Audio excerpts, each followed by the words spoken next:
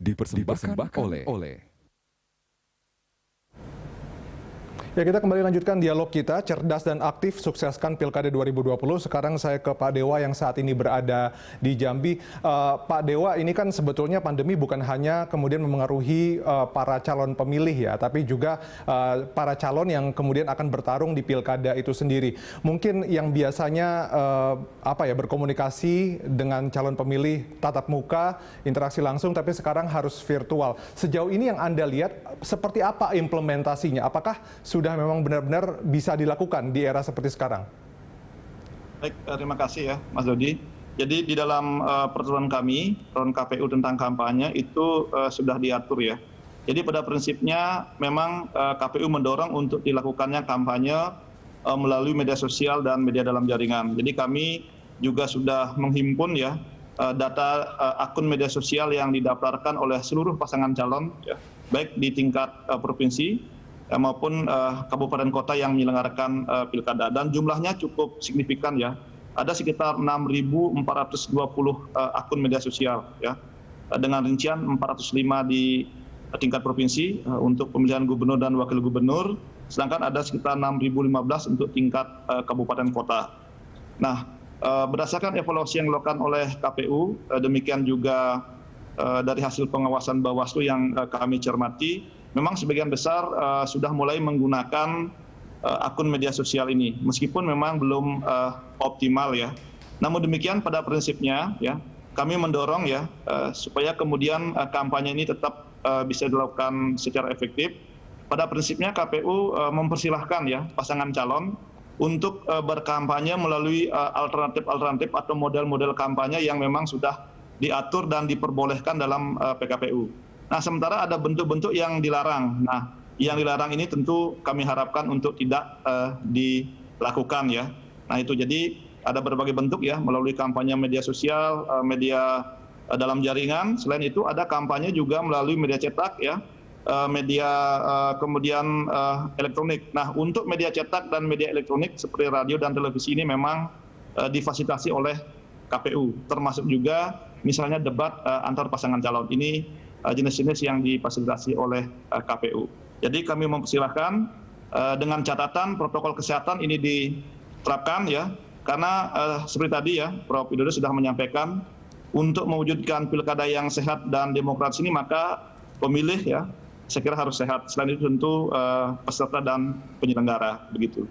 Kita tadi lihat beberapa VT, begitu ya, terlihat sekali beberapa calon sibuk menyampaikan atau menyapa para calon pemilih mereka lewat digital. Begitu, kalau begitu saya langsung tanya ke Prof. Widodo. Prof. Widodo, ini tentu saja konten-konten atau ya visi misi program-program yang disampaikan lewat secara langsung komunikasi tatap muka tentu saja akan sangat berbeda dengan visi misi yang disampaikan lewat konten-konten digital begitu. Bagaimana kemudian para calon ini bisa memaksimalkan atau bisa beradaptasi ya, yaitu dengan menggunakan metode-metode yang lebih baru dalam berkampanye?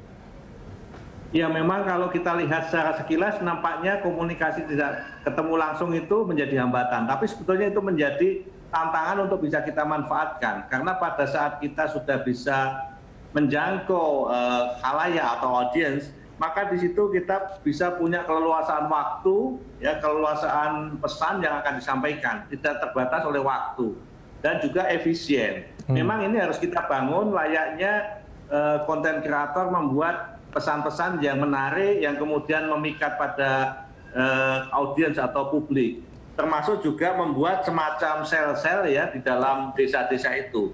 Kemarin juga ada yang tanya begini, bagaimana kalau dia nggak bisa menggunakan teknologi media sosial? Ya, saya yakin dalam satu keluarga itu paling tidak ada salah satu anaknya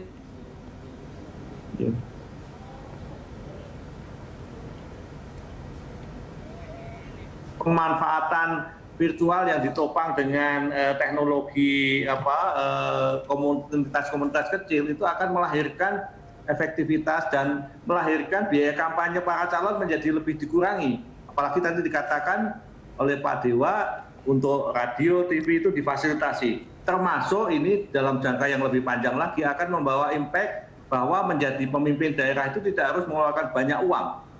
supaya tidak kemudian cari baliknya. Nah, hal-hal inilah yang kita ambil positifnya. Jadi kami melihat dengan adanya pandemi ini, kita lihat sebagai peluang untuk bisa menghasilkan kualitas demokrasi yang lebih bagus dan menghasilkan kesadaran publik yang lebih bagus. Karena memang kita nggak mungkin lagi door to door dodokin para pemilihnya. Nah, ini tantangan-tantangan yang saya kira menjadi menarik mudah-mudahan.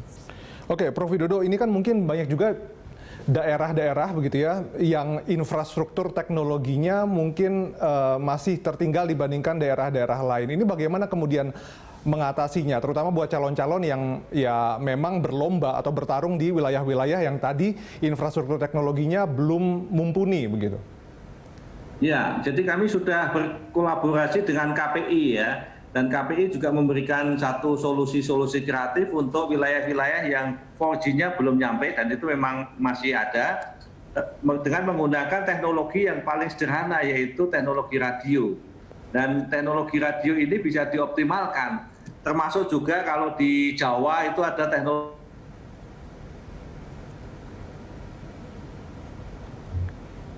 kabel. Jadi ini betul-betul melahirkan tantangan para tim sukses untuk bisa menjangkau wilayah di mana kesulitan menggunakan 4G. Dan yang tidak kalah pentingnya adalah bagaimana kemudian pesan itu jangan sampai mengesankan butuh perjuangan yang banyak untuk mengakses pesan. Ini yang saya kira menjadi tantangan kita, termasuk juga kami memperkuat di outdoor ya. Spanduk-spanduk, kemudian pamflet-pamflet itu menjadi sarana untuk masuk ke desa-desa yang masih belum terjangkau. Jadi justru pada saat kita mengalami kesulitan ini lahirlah kreativitas baru, dan ini kita lihat sekali lagi menjadi optimisme kita. Sebab kalau kita ini hanya tenang-tenang saja, damai-damai saja, kita nggak muncul ilmu cerdik kita ya. Nah ini menjadi tantangan kita untuk membangun peradaban baru yang tentu akan lebih efisien, lebih meningkatkan kecerdasan kita. Ya, ini tentu saja menjadi tantangan baru gitu ya, tantangan lain buat para calon yang akan berlomba dan juga tim kampanyenya begitu untuk benar berlomba-lomba dalam berkreasi, dalam menyampaikan visi dan misi. Tapi bicara soal visi dan misi, saya ke Pak Dewa, visi dan misi yang disampaikan lewat konten-konten digital, bukan lewat tatap muka langsung, apakah ini juga sudah bisa diterima oleh masyarakat Indonesia begitu, sehingga mereka bisa nanti menentukan pilihan yang tepat berdasarkan apa yang mereka dapat dari konten-konten digital tersebut? Ya, baik, Mas. Jadi kalau kita lihat ya, sebetulnya paradigma baru ya di dalam kampanye ini memang satu kebutuhan ya. Karena kita ingin mewujudkan pilkada yang sehat, kemudian kampanye juga bisa tetap berjalan di tengah-tengah situasi pandemi. Tadi sudah disampaikan ya, sebetulnya kalau akun media sosial yang ada itu dimanfaatkan ya, karena ini kan bisa dimanfaatkan atau digunakan selama masa kampanye. Dan nanti ya akan ada waktu sekitar 14 hari ya, sampai sebelum dimulainya masa tenang, itu KPU telah memberikan ruang kepada pasangan calon dan tim kampanye untuk juga memasang iklan ya di media sosial dan media dalam jaringan. Nah ini memang difasilitasi atau dibiayai oleh pasangan calon. Dan tentu ya kalau kita lihat dari informasi yang ada itu bisa jadi biayanya lebih murah bila dibandingkan dengan bentuk-bentuk yang lain. Jadi dengan metode yang demikian ruang sudah disediakan. Nah sekarang tinggal bagaimana kreativitas ya dan inovasi-inovasi yang dilakukan oleh tim kampanye.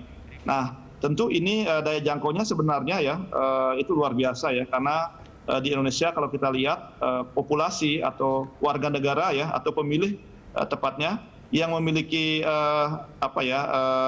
gadget ya atau HP itu saya kira sudah semakin tinggi ya. Nah itu untuk melalui media sosial dan media dalam jaringan. Nah sedangkan bentuk-bentuk kampanye yang lain juga seperti yang saya sampaikan tadi itu masih dimungkinkan. Nah sepanjang tidak kemudian melanggar ketentuan ya, ketentuan substansi kampanye dan ketentuan tentang protokol kesehatan. Nah ruang itu sudah disediakan, jadi silahkan dimanfaatkan dengan baik ya. Silakan lakukan inovasi-inovasi dan kami harap tidak banyak terjadi pelanggaran. Kenapa? Karena nanti banyak pelanggaran selama masa kampanye, kami khawatir masyarakat akan enggan untuk ke TPS gitu ya. Saya kira ini hal yang sangat penting ya. Kami berupaya dan kami berterima kasih kepada Kominfo ya, dalam hal ini Pak Dirjen beserta jajaran. Ya, jadi memang kolaborasi semua pihak, segenap stakeholder untuk menyampaikan informasi kepemiluan ini menjadi sangat penting ya, tentu semua itu dilakukan sebagai komitmen kita dalam kemudian menyukseskan Pilkada 2020 ini. Ya, saya setuju dengan Pak Dewa bahwa medsos itu seharusnya memang menjadi sarana yang memang paling bisa menjangkau masyarakat secara lebih luas. Nah, bagaimana kemudian menghindari hoax dan sebagainya. Kemudian soal pelanggaran tadi juga akan kita bahas di segmen berikutnya. Bapak-bapak, jadi tetaplah bersama kami pemirsa di Connect 360.